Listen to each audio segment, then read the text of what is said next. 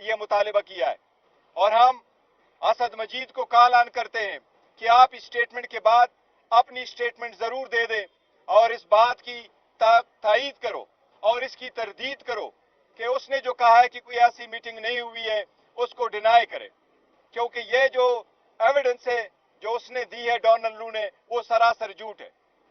ये पाकिस्तान के खिलाफ एक साजिश जरूर हुई है और उसके आने के एक दिन बाद नो कॉन्फिडेंस मोशन मूव हो गया था। इसकी सारी कंटेंट्स अवेलेबल है, कल की एविडेंस ये बिल्कुल सरासर झूठ है और हम मुतालिबा करते हैं कि हसन मजीद साहब एक मरतबा फिर अपनी स्टेटमेंट रिकॉर्ड करवाएं। ये कल जो डोनाल्ड लू ने जो वहाँ पे मुख्तलिफ सवालों के जवाब दिए उसमें तो उसने कहा कि ये जो बयानिया बनाया गया कि जो साजिश की गई ये गलत है। उन्होंने ये तो नहीं कहा कि मुलाकात नहीं हुई या मुलाकात नहीं। देखे दो चीजें असद मजीद की स्टेटमेंट में है। उन्होंने कहा मेरी मीटिंग हुई है और ये उसके कंटेंट से जो मुझे भेजे गए। वो डोनाल्ड लू कहता है कि कोई ऐसा नहीं हुआ है। उसने ये नहीं कहा है कि यस ये मेरे कंटेंट्स थे, लेकिन उसका ये मकसद नहीं है।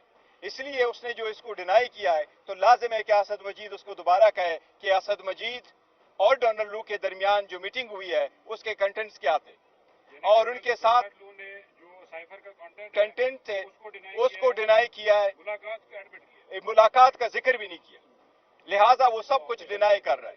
हम इसलिए कह रहे हैं कि अगर ऐसा है तो असद मजीद एक बार फिर इसकी वजाहत करे, क्योंकि यही दो बंदे मौजूद थे जो उस वक्त थे। सेकंड, साथ ही साथ अगर आप इलेक्शन के बारे में देखें तो उसने इलेक्शन के बारे में भी कहा है कि अमेरिका ने कभी फ्री एंड फेयर, ये दो लफ्ज उसने बोले, फ्री एंड फेयर का लफ्ज कभी अमेरिका ने इस इलेक्शन के बारे में नहीं इस्तेमाल किया।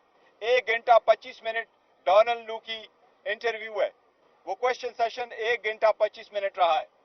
साइपर पे फकत 2 मिनट 30 सेकंड उसने बहस की है, बाकी जितने भी क्वेश्चंस हुए दूसरे टॉपिक पे, लेकिन उसने कंसील किया है। इस सबसे बड़ी बात यही है कि इसकी अब इन्वेस्टिगेशन होनी चाहिए, क्या उसमें ये जिक्र हुआ था या नहीं। अच्छा ये बताइएगा, आप डोनाल्ड लू की बात कर रही हैं, जब से आप अडयाला जेल के अंदर समातों में आप लोग आना शुरू हुए हैं और इमरान खान की जो बहन है अलीमा खान वो भी ये कहती नहीं है कि डोनाल्ड लू के खिलाफ हम इंटरनेशनल कोर्ट के अंदर भी जा रहे हैं और वहाँ भी केस करेंगे और अब चूंकि उनकी अपनी स्टेटमेंट भी आ गई है तो इस तरफ भी अब आप कोई नजरसानी करेंगे, कोई उनके खिलाफ भी केस करने? देखिए वो उन्होंने जो स्टेटमेंट दे दी थी वो पार्टी के बिहाफ से नहीं थे। उन्होंने कहा था और इसका तस्करे भी उन्होंने अपनी स्टेटमेंट में भी कहा था कि फैमिली कुछ कर रही है, फैमिली का अपना राइट है, फैमिली किसी और बारन कोर्ट में जाना चाहती हैं तो वो जरूर जा सकते, ये उनका है। लेकिन उन्होंने उस वक्त भी ये कहा था कि ये फैमिली मैटर है, फैमिली के बैकग्राउंड पर उन्होंने कहा था।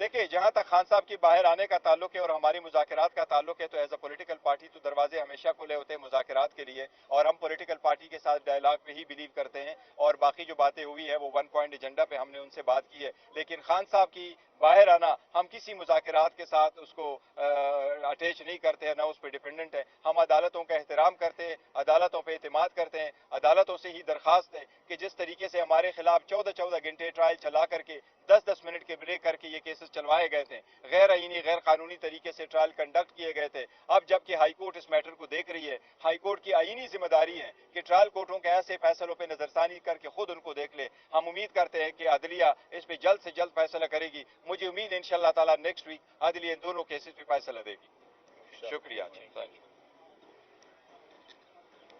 थैंक यू जी, थैंक यू।